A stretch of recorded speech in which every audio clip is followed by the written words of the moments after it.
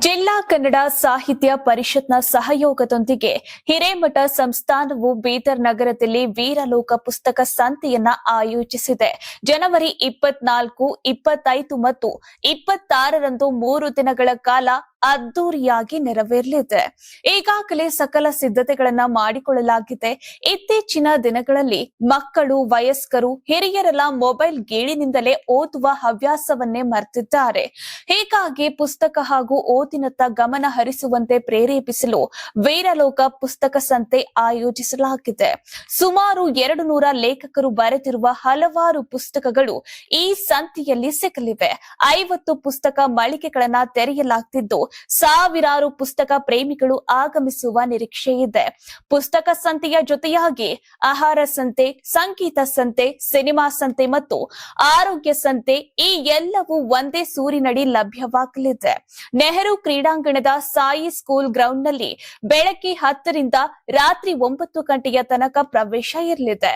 ಇನ್ನು ಪುಸ್ತಕ ಸಂತೆ ವಿಚಾರವಾಗಿ ನಮ್ಮ ಕರ್ನಾಟಕ ಟಿವಿ ಪ್ರತಿನಿಧಿ ಬಾಲಾಜಿ ಅವರು ಜಿಲ್ಲಾ ಕಸಾಪ ಅಧ್ಯಕ್ಷರಾದ ಸುರೇಶ್ ಚನ್ನಶೆಟ್ಟಿ ಜೊತೆ ನಡೆಸಿರುವ ಚಿಟ್ಚಾಟ್ ಇಲ್ಲಿದೆ ನೋಡಿ. ನೋಡ್ತಾ ಇರ್ಬೋದು, ಮೊಟ್ಟ ಮೊದಲಿಗೆ ಏನದಂದ್ರೆ ಇವತ್ತು ಯಾರು ಮಾಡದಂತ ಕಾರ್ಯ ಏನದಂದ್ರೆ ಬೀದರ್ ಜಿಲ್ಲೆಯಲ್ಲಿ ಒಂದು ಪುಸ್ತಕ ಸಂತೆ, ಯಾವ ತರ ತರಕಾರಿ ಸಂತೆ, ಹಳ್ಳಿ ಸಂತೆ ಎಲ್ಲ ಇರ್ತದಲ್ಲ, ಅದೊಂದು ವಿಶೇಷತೆ ಏನಂದ್ರೆ ಪುಸ್ತಕ ಸಂತೆ ಹೇಳಿ ಬೀದರ್ದಲ್ಲಿ ಏನದ ಒಂದು ಹಬ್ಬದ ವಾತಾವರಣ ಆಗ್ತಾ ಇದೆ.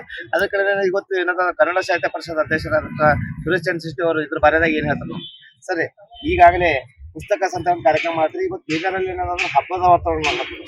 ಇನ್ನ 2 ದಿವಸ ಮೊದಲೇ ಏನಂದ್ರೆ ಇಷ್ಟೆಲ್ಲ ಭರ್ಪೂರ್ ತಯಾರಿ ಮಾಡ್ತಾ ಇದ್ರಿ. ಇದ್ರ ಬಾರಿಯಾದಾಗ ನಿಮ್ಗೆ ಯಾವ್ದ್ರ ಉದ್ದೇಶ ಆಗಿತ್ತು, ಏನ್ ಇದ್ರ ಉಪಯೋಗ? ಇವತ್ತು ನಮ್ಮ ಭಾಲ್ಕಿ ಹಿರೇಮಠ ಸಂಸ್ಥೆಯ ಪರಮ ಪೂಜ್ಯರಾಗಿರುವಂತಹ ಡಾಕ್ಟರ್ ಬಸವಲಿಂಗ ಪಟ್ಟದೇವರ ಒಂದು 75ನೇ ವರ್ಷದ ಅಮೃತ ಮಹೋತ್ಸವ ನಿಮಿತ್ತ ಅವರಿಗೊಂದು ಗೌರವ ಕೊಡಬೇಕು ಅನ್ನೋ ದಿಶೆಯಿಂದ ಹಿರೇಮಠ ಸಂಸ್ಥಾನ ಭಾಲ್ಕಿ ಜಿಲ್ಲಾ ಕನ್ನಡ ಸಾಹಿತ್ಯ ಪರಿಷತ್ ಅದ್ರ ಜೊತೆಗೇನೆ ಒಂದು ಮಾಧ್ಯಮನೂ ನಮ್ಮ ಜೊತೆಗೆ ಇರ್ಲಿ ಅಂತ ಇಟ್ಕೊಂಡು ಉತ್ತರ ಕರ್ನಾಟಕ ಸುದ್ದಿವಾಹಿನಿ ಈ 3 ಸಂಸ್ಥೆಗಳು ನಾವು ಸೇರ್ಕೊಂಡು ನಮ್ಮ ಪ್ರೀತಿಯ ಸ್ವಂತ ಗುರುನಾಥ ರಾಜಗಿರ್ ಅವರ ನೇತೃತ್ವದಲ್ಲಿ ಈ ಪುಸ್ತಕ ಸಂತೆಯನ್ನ ಪ್ರಥಮ ಬಾರಿಗೆ ಇದು ಬೀದರ್ನಲ್ಲಿ ಇವತ್ತು ಆಯೋಜನೆ ಮಾಡಲಾಗಿದೆ. ಈ ಹಿಂದೆ 3 ಪುಸ್ತಕ ಸಂತೆಗಳನ್ನ, ರಾಜ್ಯ ಮಟ್ಟದ ಸಂತೆಗಳನ್ನ ಬೆಂಗಳೂರಿನಲ್ಲಿ ವೀರಲೋಕ ಪ್ರಕಾಶನ ಅಂತ ಒಂದು ಸಂಸ್ಥೆ ಇದೆ, ಅದು ಶ್ರೀನಿವಾಸ ಅವರ ನೇತೃತ್ವದಲ್ಲಿ ನಡೆಯುತ್ತೆ. ಅವರು 3 ಸಲ ಬೆಂಗಳೂರು ಮಾಡಿದಾಗ ನಾವು ಬೆಂಗಳೂರಲ್ಲಿ ಸಂತೆಯಲ್ಲಿ ಭಾಗವಹಿಸಿದ ಒಂದ್ಸಲ ಅವ್ರಿಗೆ ಒಂದು ಮನವಿಯನ್ನು ಮಾಡ್ಕೊಂಡಿದ್ವಿ. ಅಂದ್ರೆ ಕರ್ನಾಟಕ ಅಂತ ಬರೀ ಬೆಂಗಳೂರು ಮಾತ್ರನಾ, ಯಾಕೆ ನೀವು ಗಡಿ ಭಾಗ ಇಂಥ ಜಿಲ್ಲೆಗಳಲ್ಲಿ ಇಂಥ ಒಂದು ಸಂತೆನ ಮಾಡಬಾರ್ದು ಅನ್ನೋ ಸಲುವಾಗಿ ಅವ್ರನ್ನ ನಾವು ಮನವಿ ಮಾಡ್ಕೊಂಡಾಗ ಇಲ್ಲ ಆಗ್ಲಿ ನೀವು ಬೀದರ್ಲಿ ಮಾಡಬಹುದು ಅನ್ನೋ ಉದ್ದೇಶದಿಂದ ಹೇಳಿ ಸಲುವಾಗಿ ಇತ್ತೀಚಿನ ದಿನಗಳಲ್ಲಿ ನಮ್ದೇನ ಯುವ ಪೀಳಿಗೆ ಇದೆ, ಇವತ್ತು ವಿದ್ಯಾರ್ಥಿಗಳಿದ್ದಾರೆ, ಎಲ್ಲರೂ ಮೊಬೈಲ್ ಕಡೆ ಹೆಚ್ಚಿನ ಸಂಖ್ಯೆಯಲ್ಲಿ ಹೋಗೋದ್ರಿಂದ ಒಂದ್ ಸ್ವಲ್ಪ ಅವರನ್ನ ಮತ್ತೆ ಪುಸ್ತಕದ ಕಡೆ ತರಬೇಕು ಅನ್ನೋ ಉದ್ದೇಶನ ಇಟ್ಕೊಂಡು ಇವತ್ತು ಈ ಪುಸ್ತಕ ಸಂತೆಯನ್ನ ಬೀದರ್ನಲ್ಲಿ ಈಗಾಗಲೇ ಹೇಳಿದಂಗೆ ಈ ಹಿಂದೆ ಬಹುಶಃ ಒಂದು ದೊಡ್ಡ ಐತಿಹಾಸಿಕ ಕಾರ್ಯಕ್ರಮ ಅಂತಾನೆ ಹೇಳ್ಬೋದು. ಯಾಕಂದ್ರೆ ಈ ಮುಂಚೆ ಈ ತರ ಎಂದೂ ಆಗ್ಲಿಲ್ಲ. ಈ ಸಂತೆಯ ಇಡೀ ವಿಶೇಷತೆ ಏನಂದ್ರೆ ಸುಮಾರು ಒಂದು 100 ಜನಕ್ಕಿಂತ ಹೆಚ್ಚು ಸಾಹಿತಿಗಳು ಈ ಸಮಾರಂಭದಲ್ಲಿ ಕವಿಗಳು ಭಾಗವಹಿಸ್ತಾರೆ.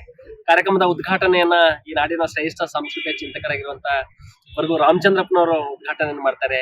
ಹಿಂದೆ ನಮ್ಮ ಪ್ರಾಧಿಕಾರದ ಅಧ್ಯಕ್ಷರಾದ ಎಸ್ ಜಿ ಸಿದ್ದರಾಮಯ್ಯನವರು ಸಮಾರೋಪ ಬರ್ತಾರೆ.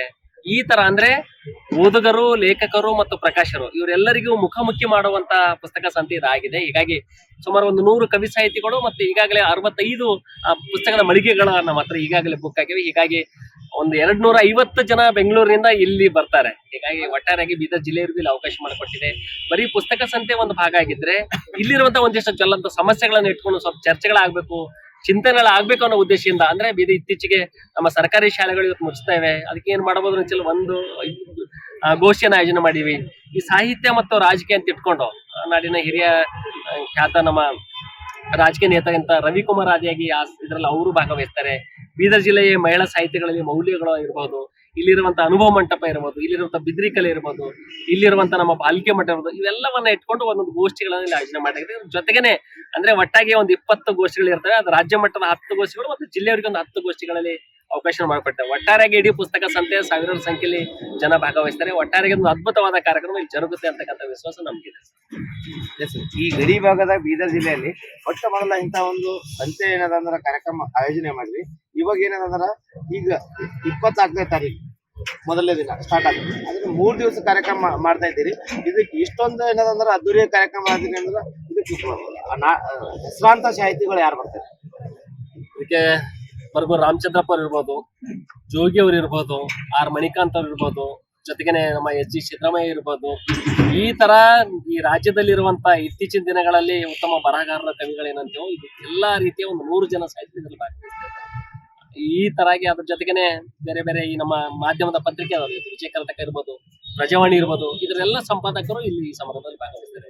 ಜೊತೆಗೆ ನಮ್ಮ ಯೂನಿವರ್ಸಿಟಿಯ ಕುಲ ಸಚಿವರು ಕೂಡ ಈ ಸಮಾರಂಭದಲ್ಲಿ ಭಾಗವಹಿಸ್ತಾರೆ. ಹಿಂಗಾಗಿ ಅನೇಕ ದೊಡ್ಡ ದೊಡ್ಡ ಗಣ್ಯರು, ವ್ಯಕ್ತಿಗಳು, ಚಿಂತಕರು ಭಾಗವಹಿಸ್ತಾರೆ. ಜೊತೆಗೇನೆ ಈ ಸಿನಿಮಾ ಒಬ್ಬ ಹೀರೋನ ಕೇಳಿರ್ಬೋದು, ನೆನಪಿರಲಿ ಪ್ರೇಮ್ ಅಂತ ಹೇಳಿ, ಅವರು ಈ ಸಮಾರಂಭದ ಉದ್ಘಾಟನೆಯಲ್ಲಿ ಭಾಗವಹಿಸ್ತಾರೆ. ಈ ತರಾಗಿ ಅನೇಕ ದೊಡ್ಡ ಸಾಹಿತಿಗಳು, ಗಣ್ಯರು, ಒಟ್ಟಾರೆಗೆ ನಮ್ಮ ಬೀದರ್ನ ಎಲ್ಲ ಸಾಹಿತಿಗಳಿಗೆ ಇಷ್ಟೊಂದು ದೊಡ್ಡ ಸಂಖ್ಯೆಯಲ್ಲಿ ನಮ್ಮ ಇಷ್ಟ ಸಾಹಿತಿಗಳು ಸಿಗೋದು ಇದೊಂದು ಕಣ್ತುಂಬುವಂತ ಒಂದು ಸಮಾರಂಭ ಅಂತ ನಾವು ಹೇಳ್ಬೋದು. ಹೀಗಾಗಿ ಬಹಳ ದೊಡ್ಡ ಸಾಹಿತಿಗಳು ಇಲ್ಲಿ ಭಾಗವಹಿಸ್ತಾರೆ.